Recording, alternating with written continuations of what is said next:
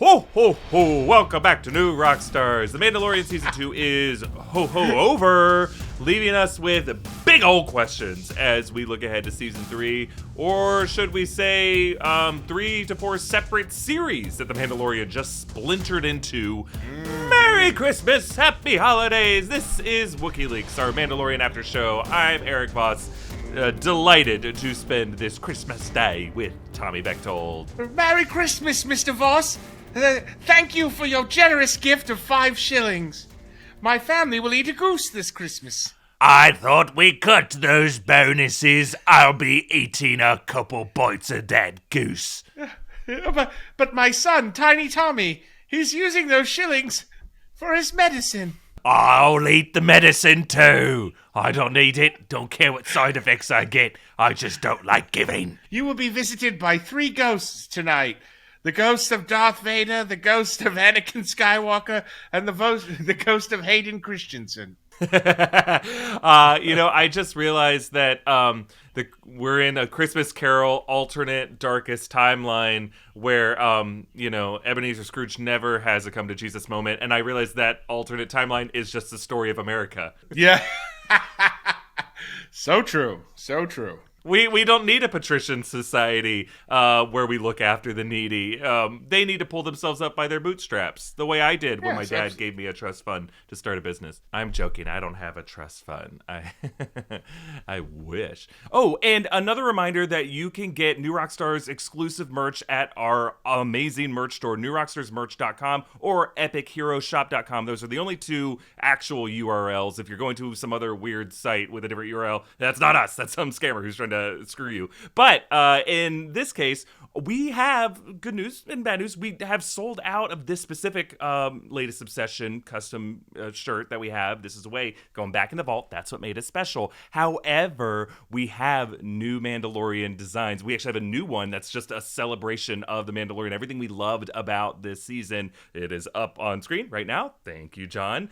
So you can get your hands on that, newrockstarsmerch.com. And yes, ho, ho, ho, this is coming out on Christmas Day. And if you are like me every Christmas and you got to run back out to the store to get some last minute shopping, we have a gift card that is available that you can give as a gift to a loved one. And you can do it right away, so that's something that you could just say you had planned on doing the whole time. Hopefully they don't watch the show and know it's a new thing we provided. Again, that is also available for purchase at newrockstarsmerch.com. And as always, purchases of our shirt had the option of putting in a custom shout out that we're going to read on screen. Okay, so what do we got here? Oh, one shout out is from Jared. It said, congrats, Erik, on your engagement. Thank you, Jared. Much appreciated. I feel congratulated. And then there's one here from Daniel Munoz that says, New Rockstars needs to fill up its world's greatest Voss mug.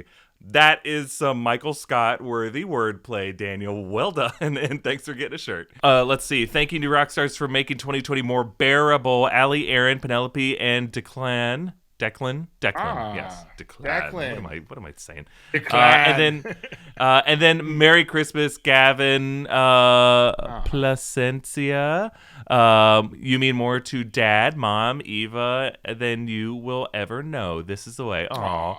And shout out to my amazing girl, Nikki. Merry Christmas to all of you at New Rockstars. This is the way. Scott, thank you to everyone who has been with us these past 2 months. What a time. And again, there are still plenty of shirts, hoodies, masks, all kinds of great stuff available at newrockstarsmerch.com, epicheroshop.com. Those are the only 2 URLs. They take you to the same place. Don't go to any other BS shops that are up there.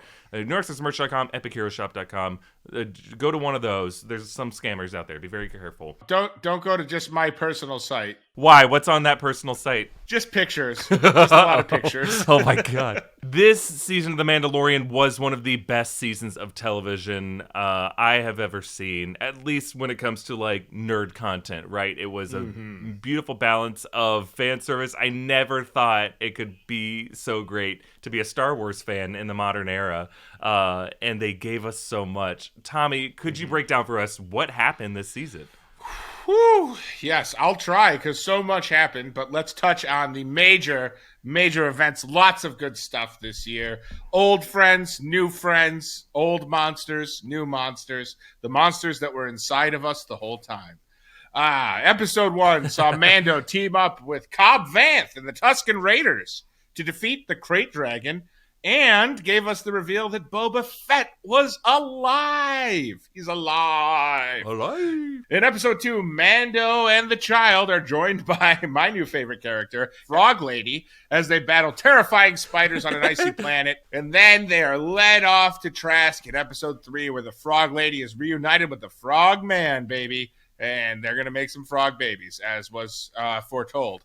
And Mando meets Bo-Katan and Koska Reeves and another guy who does not ever come back, so we don't need to get attached to him. Mando helps them steal an Imperial freighter, and Bo-Katan tells him to find Ahsoka Tano and help him with his quest to reunite the child with a Jedi.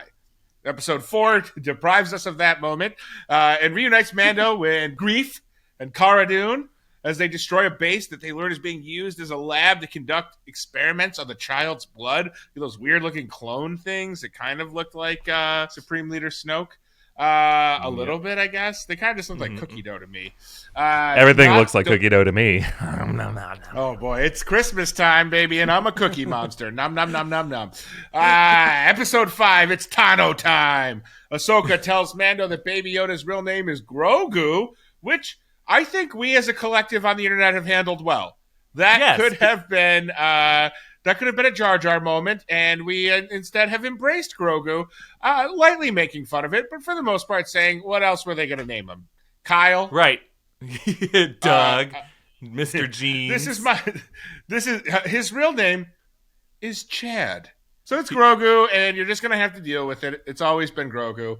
She says she will not train him, but that there is another way. He can go to the planet of Tython, where there's an ancient Jedi temple, and an even more ancient stone that Grogu can sit on, project out, and try and reach another Jedi, although there aren't many left, as she says, and our minds start to race. Who could it be? Episode 6 finds Mando face-to-face with Boba Fett and a revived Fennec Shand as they reluctantly team up to take out some stormtroopers before dark troopers emerge and kidnap the child. Episode 7 sees the return of Bill Burr's character Mayfield as he and Mando discover the coordinates for Gideon's cruiser. We also get the reveal of Pedro Pascal's face and for an extended amount of time, and some great Bill Burr there are bad people on all sides logic. Just kidding. That leads us to episode 8. Mando and co. rescue Grogu, defeat Moff Gideon. The Darksaber is in flux. Who has it? Bo-Katan says, how could you do this to me? You betrayed me by picking up a sword you didn't know the importance of. Moff Gideon is defeated thanks to an assist from Luke freaking Skywalker, who then leaves with Grogu. I know. Wilhelm scream. So yes, Luke Skywalker is here, and he's going to train Grogu. I've got a bad feeling about this, to quote characters in every Star Wars movie. In the post-credit scene, Boba Fett kills Bib Fortuna, sucks to be you, Bib, and claims Jabba's throne, which can only mean one thing. He gonna put on weight. Because that's just what happens when you sit on that throne. I would like to get on that throne. That's it. That's what happened. That's all. Sorry if that's not enough for you. You're a freaking psychopath. What a season. They gave us so many things that we wanted, so many things that we never thought we would see in live action. If you had told me last season that we would actually see a de-aged Mark Hamill, Luke Skywalker, kicking ass against Dark Troopers in a kill box, I would have been okay, someone's been being pretty ambitious with their Christmas wish list. But no, that's exactly what we got. Merry Christmas. No. Tommy, you mentioned there is some foreboding sense of what's going to happen next with Grogu, and we did talk about that a lot last week in our finale recap. This week, as we look ahead to season 3 of specifically the Mandalorian series, I think the big question is the Darksaber. Who is going to claim it? Why is it such a point of contention? And I think we talked about this a little bit at the end of last episode. Why can't Bo-Katan just put her pride behind her and claim it?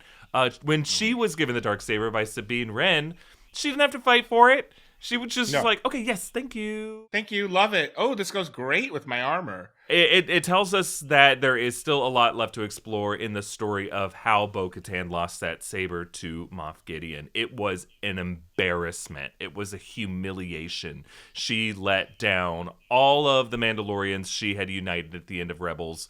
And I think in order to win them back, she needs to have actually claimed that Darksaber.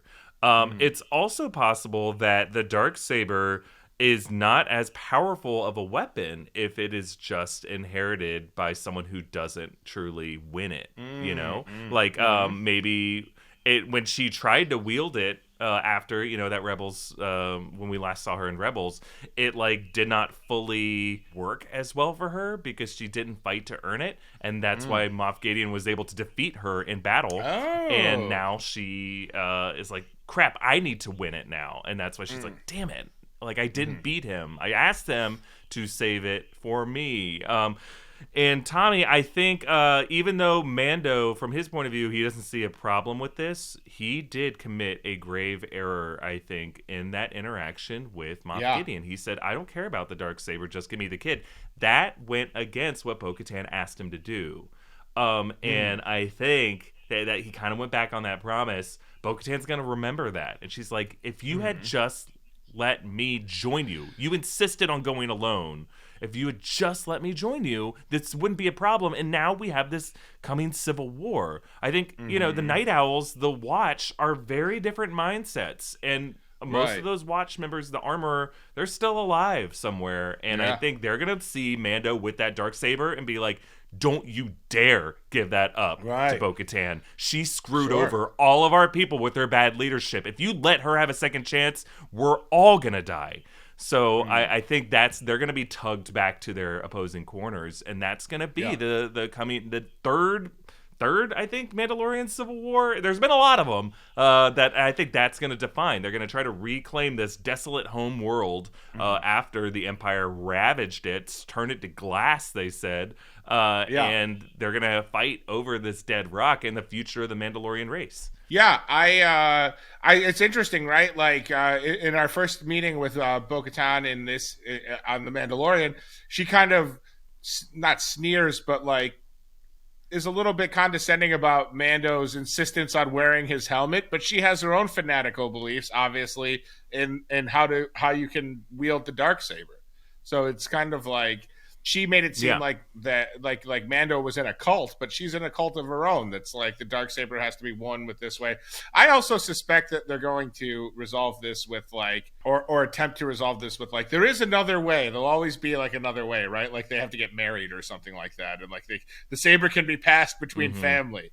Or find a lineage or something. But I don't know. It's that old legal rule: you cannot testify with the Darksaber against your spouse. Right. They're like, that doesn't. That's not actually true. They're like, I thought it was. Yeah.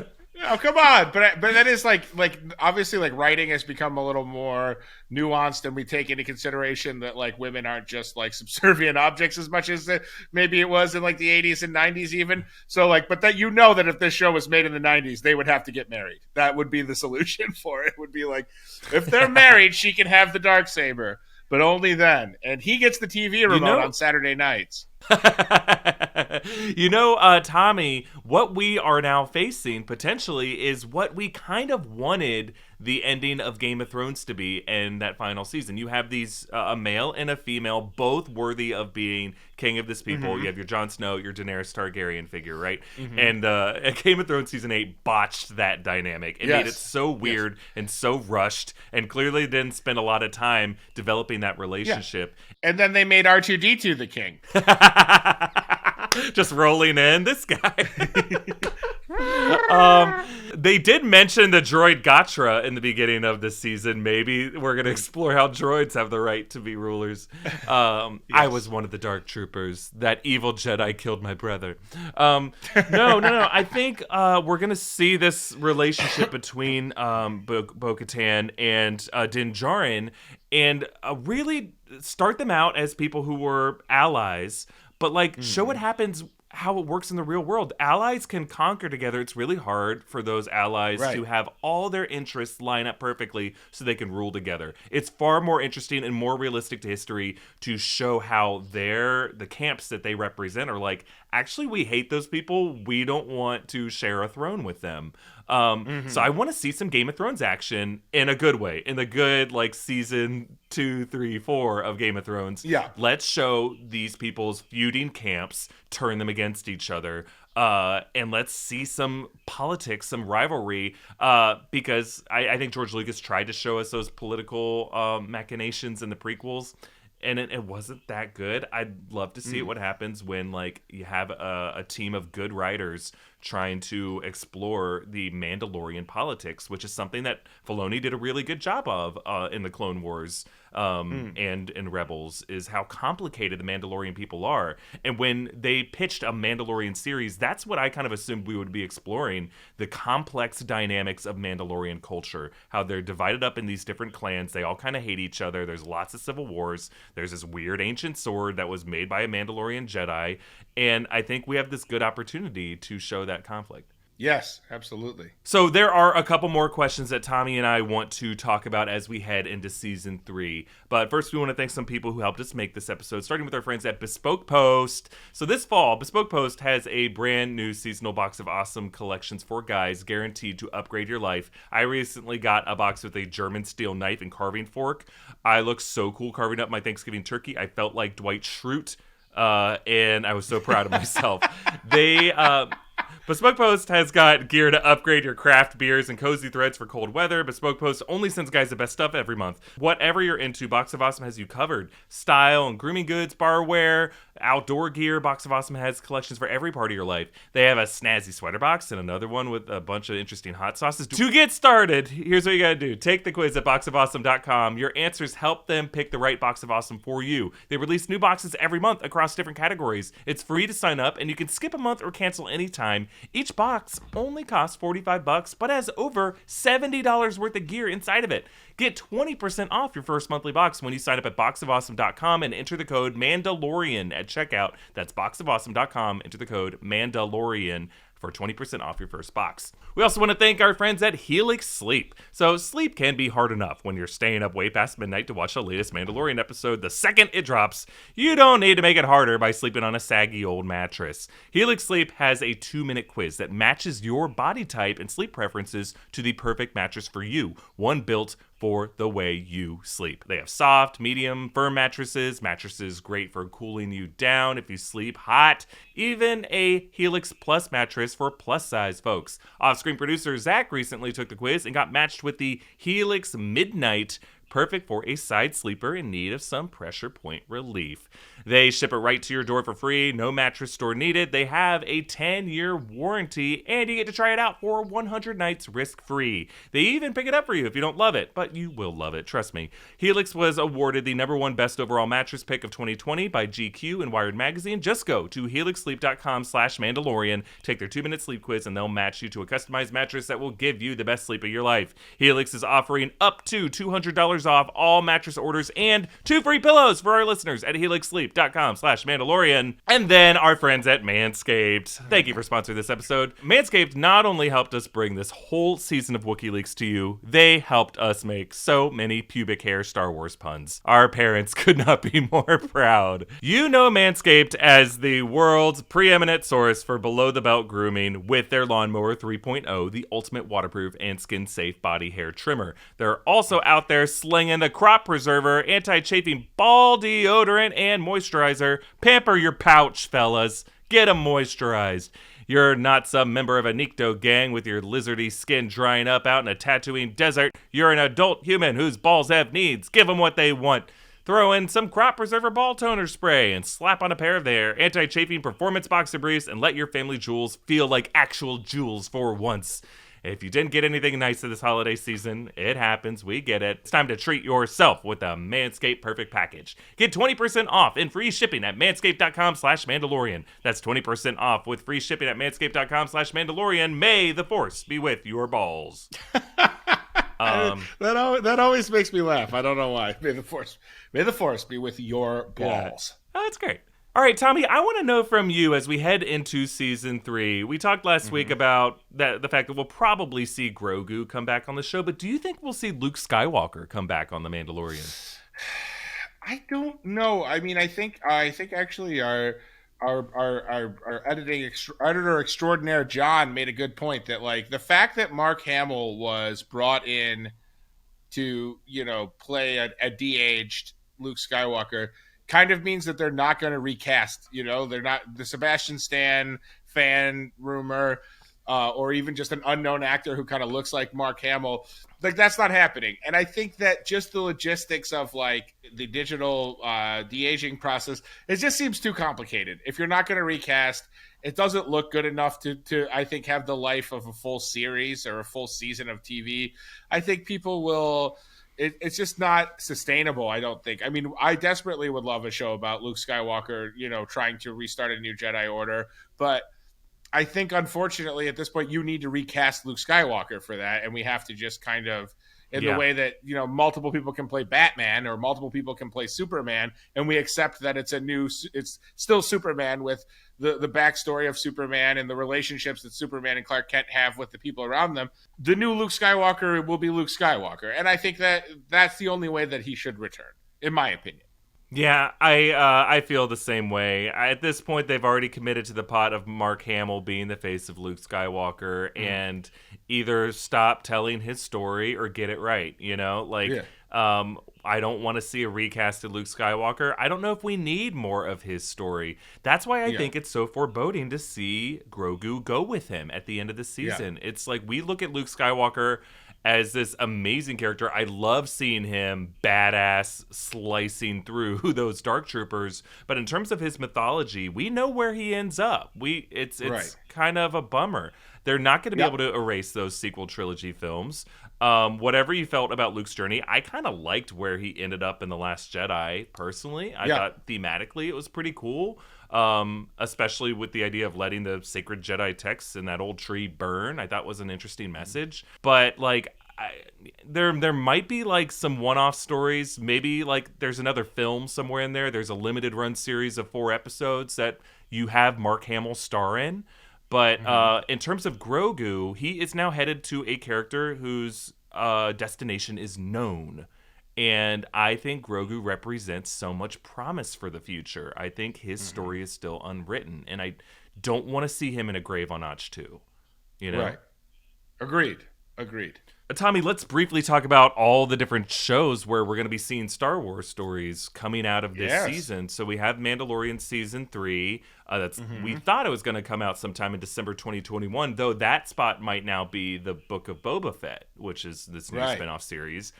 I assume that to be... The fact that it's the Book of Boba Fett, I don't think it's a book. It's a show, but it implies like it is the gospel of Boba Fett. It has a beginning, a middle, and an end. It's just telling out his story as he he tries to rid corruption from Tatooine and destroy the remnants of the Nikto gang of Jabba's empire, Bib Fortuna's cartel.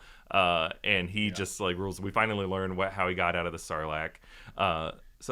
That's another one. Obviously, we know we have this Ahsoka Tano spinoff that was clearly the goal of episode 5 this season, chapter 13, of following Thrawn, which is such a cool character. An Ahsoka versus Thrawn spinoff sounds awesome. The search for Ezra Bridger. We'll probably have a live-action Sabine Wren in there. This sounds like a very cool show, and it's just going to be following Thrawn's new, I think, his new fleet, his new army that he is building under Morgan Elsbeth, and hopefully something that is removed from the Empire. I want to see an independent fleet where he's switching sides. He has multiple alliances, multiple enemies.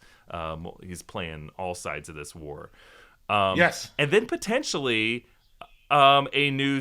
Well, we also have Bad Batch. We have a Lando series. We have the Acolyte, but we might see a miniseries that just follows Grogu and Luke, and a prequel series to The Force Awakens, showing the rise of the First Order. But I guess my question to you, Tommy, is do you think The Mandalorian will carry that burden of connecting the dots to the sequel trilogy, The Rise of the First Order, The Sith Eternal, all that stuff, Palpatine, Snoke? Or do you think one of these other series is going to do it? I mean, I of the things that of the three that we know are happening, it certainly makes the most sense for the Mandalorian. Boba Fett's not going to do that, I don't think. Ahsoka Tano seems to be so Definitely not. singularly focused on Thrawn and that. I feel like it has to be the Mandalorian, but I don't. I mean, like, I just think it's tricky to do a prequel series or a series about pre Force Awakens that it would introduce Ben Solo. Like, obviously, I think people would like that because obviously the Ben Solo character is so heavily debated on the internet, and like, you know, his people are, you know, there are crazy fans that are devastated that he died at the end of Rise of Skywalker and all those things. I just don't know, like, outside of it being like a CW like school series, like how interesting is it going to be to have like young Jedi, young Skywalker apprentices? You know what I mean? Like, especially when we already know how it ends up. Like, so much of it. What's interesting about the Mandalorian is it shows how huge the galaxy is, right? Like, these things are all happening concurrently or within decades of each other, but these characters don't know of each other until they have chance run-in. So it's not like, I mean, the beginning of the Mandalorian, he didn't even think Jedis were real. So, you know, or at least existed. He thought it was all myth or legend. So I assume it will be. I assume the Mandalorian will always be the flagship show of these Star Wars TV shows.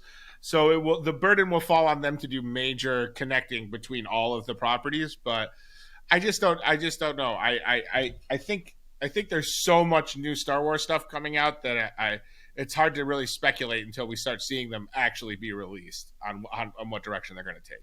But we will try. We will speculate. That's all we will do on New Rockstars. That's right. You bring up an interesting point about the sequel trilogy. If you were to ask me, I don't know, a year or two ago, I would have said, please give us a Knights of Ren spinoff series. Rise of Skywalker, Last Jedi didn't give us any answers on what that group was. The Knights of Ren showed up in the Rise of Skywalker, but still no answers on what the hell they were all about, other than they were just Kylo Ren's friends as they broke away. Right. Unfortunately, I think Adam Driver might be too big of a star. They're going to have to pay him a shit ton of money if they were to make a Knights of Ren series. And I think a lot of people would be like, no, I'm sorry. The way they followed, the way they did the character development on Kylo Ren and Rise of Skywalker, I can't. I'm not interested in this character anymore. I don't know, Tommy. Part of me is like, okay, you introduced some hints of how the cloning is being set up for the Sith Eternal for Snoke. If they never bring up cloning again, I'm kind of okay with that. I'm so uninterested in. I mean, Kamino with the clone troopers, I think is pretty cool, but like. I don't want to see how Snoke gets formed. It's like at the bottom of my list of things I give a shit about in Star Wars. And obviously they're going to do something with Grogu's blood. You're probably going to see more with Dr. Pershing and Moff Gideon and what they're really planning. But I hope this is not the main mystery of the series. Just because I think there are bigger, cooler fish to fry. There are always bigger fish in Star Wars, as Qui-Gon told us. Follow those bigger fish, please. Yes. But here is an example of one of those bigger fish I would like to explore. Not necessarily cloning, but basically the flaws and the corruption in the New Republic. And that is kind of what I think is the deeper meaning of Season 2. This kind of a through line that I think they hinted at from the very beginning, right? There was graffiti on Gor Koresh's club town that said Alderaan, never forget, kind of stuff. And Alderaan kept coming up. Again and again, almost every episode had an Alderaan mention. And I think the reason it was brought up so much is it was kind of in contrast with these Imperial characters, this attempt to humanize them, or at least allow these characters to voice their certain points of view. And we talked about with Cara Dune how she was, one of the few survivors from Alderaan, and how that affected the psychology of both sides of the conflict. For the rebels in the New Republic, obviously, Alderaan is like a never-forget war crime that they kind of use to justify their own extreme responses. For the Imperials, like Valen Hess on Morak, or that Imperial pilot in the season finale, they view the rebels as chaotic, terrorists, headaches that just get in the way of order in the galaxy. But I will say the series is very careful not to draw an equal moral equivalence, right? Like when Migs Mayfeld tries to do that in chapter 15, by the end of the episode, he's like, no. He shoots Valen Hess. He recognizes that the Empire is far more evil. He blows up all the Rhydonium. But instead, the New Republic, I would say, are victims of learning the wrong lessons from the Galactic Civil War. They are so stung over Alderaan and everything else that happened that they view its destruction as this ultimate evil that everyone in the galaxy must see as this objective evil war crime, evidence of how the Empire is an absolute evil that everyone will agree with them on. But the truth is, we talk about this a lot of people in the galaxy probably didn't really care. Like most people, think about it, most people in your everyday life, most people in this country, around the world, are not driven by political causes. They tune out to that stuff. They just want to get through the day. They don't want to die. They don't want to starve. They don't want to get enslaved. They don't want to be like exploited, or they they want to have a healthy family, their own health. That's what they're focused on. But the rebels are all politics all the time. There is some division within the rebel ranks, which I think is interesting to explore in things like Rebels. But by the end of the Galactic Civil War, and as the New Republic forms, they are lockstep in agreement on what their political motivations are. They kind of assume that God is on their side, or at least the Force is on their side, because it kind of was on their side in a lot of those battles. Without the Force, Luke probably would not have been able to blow the Death Star. And I think the Rebel Alliance assumed that once the Empire was defeated, there would be this galaxy-wide celebration, which there was. We saw that in the closing montage of Return of the Jedi, but that the whole galaxy, that the 4 or 5 planets that we saw represented every planet in the galaxy, and that it would represent a permanent vanquishing of the Empire's ideals. In the same way that in our own history, we believe the defeat of the Nazis in World War II represented a permanent erasure of fascism from the face of the earth. But as we've learned in history, that was not the case. Those dark forces, fascism, they don't go extinct. They just retreat to the shadows and they transform. They regroup. They rally. They gain new followers. They learn how to be more discreet, and they return worse than ever. So I think this season of The Mandalorian exposed that blind spot. So, like, when that Imperial pilot, that asshole, was saying, oh, I see that tier. Well, I had friends on the Death Star. And she shoots him in the freaking face. Cara Dune, absolutely morally justified. That guy was a dick. He was a war criminal. And whatever, friends he lost on the Death Star, they were just going to blow up more planets. They needed to go. But Cara Dune missed the opportunity to learn why so many Imperial loyalists continue to serve that cause. And, I would say maybe Cara Dune, as Marshal of Navarro, maybe never needs to learn that lesson. But someone needs to learn it in the New Republic. Ultimately, Tommy, I assume few of them will, because in The Force Awakens, they all get blown up by the First Order. Good point. Forgot about that. So if the Mandalorian wants to continue to explore how politics and how that kind of crap can blind us to what normal people need and want, whether it's through the Mandalorian Civil War or through the inner conflicts of the New Republic, and show the realistic way that works, not the kind of like the way in the prequels it was kind of weirdly sterile, but like the real nasty way politics can get, the way the early seasons of Game of Thrones did.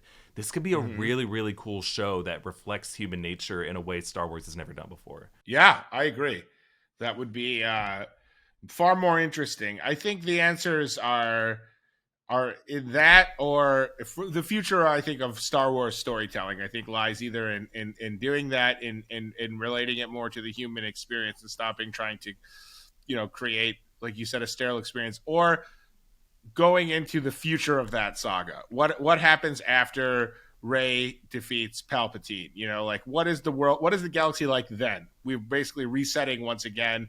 And in there's opportunity to create new, heroes and villains that don't have this predestination that everything else is kind of bound to in these current shows, where we kind of know where the universe is headed. So to me, I loved this season of Mandalorian. I loved both seasons. I thought they were both home runs, but I'm interested. I'm interested and skeptical as to how they'll land season 3, but excited for it at the same time. Me too. Season 3 can't come soon enough. What a great time to be a Star Wars fan. It feels like the ship is in good hands. Yes. I'm not a Lucas hater. Obviously, he's one of my favorite filmmakers, and he's created all this beautiful stuff. And if you talk to him about his vision for these things, the guy gets it. He's like an understanding of good space fantasy, good sci-fi, good mythology. Yeah. So it's not like when you take Star Wars away from him, then it gets good. We saw that wasn't true with the sequel trilogy necessarily. So the way it was shot, all those sequel trilogy films looked beautiful. Obviously, J.J. Abrams, Rian Johnson, beautiful. They know where to put a camera. They know how to create a beautiful image. But in terms of the mythology, the world building, Dave Filoni is the guy. Jon Favreau is the guy. Like, put Dave Filoni in charge of more stuff on Star Wars. And they are doing that. They get that. And that's why everything is so great right now. But that is a wrap on Wookieeleaks for 2020. What a season. Personally, Tommy, I never thought I would be fluent in Aurebesh, but here we are. It's been such a blast nerding out with you, buddy. I look forward to doing it a lot more in 2021 as movies and TV come back from the dead. Yes, Erik, dank Ferrick. I never thought I would be so attached to these cute little Star Wars colloquialisms, but then again, you can't hit the backside of a glove nab if you're not looking out for your trigger knob, okay? So just remember that. And am I wrong, or did Cara Dune have like 6 of those in the finale? I know it's too late to bring that up now. Oh, she really did. Which we know she just completely bullshitted one of them, and everyone's just like, maybe that's an Alderaan thing. That's the Slimelack calling the Gliz Lord Blangan. Oh boy, it's becoming a lusty horde improv show. It is. Yes. Oh my God, you're so right. All right. Sorry. Anyway, Erik, I had a great time doing this show with you, as always. Yeah, me too, buddy. Follow me, everybody, at EA Voss. Follow Tommy at Tommy Bechtold on social media. Be sure to subscribe to New Rockstars here on YouTube. Follow New Rockstars on social media. Stay subscribed to the Wookieeleaks podcast feed wherever you get your podcasts, because there's more Star Wars shows coming out. We'll use that feed to break down whatever new Star Wars series that we're going to do after shows for. So stick around. There's more great stuff coming. Merry Christmas. Happy holidays. Everyone have a safe and happy holiday and a new year. We love all of you. We don't want anyone to get sick. It's a difficult time right now, but it's a great time to stay indoors and watch some wonderful Star Wars content. And we're going to leave you with the most Christmassy Grogu moment of the season. How about you come over here? Give me a hand. Make yourself useful.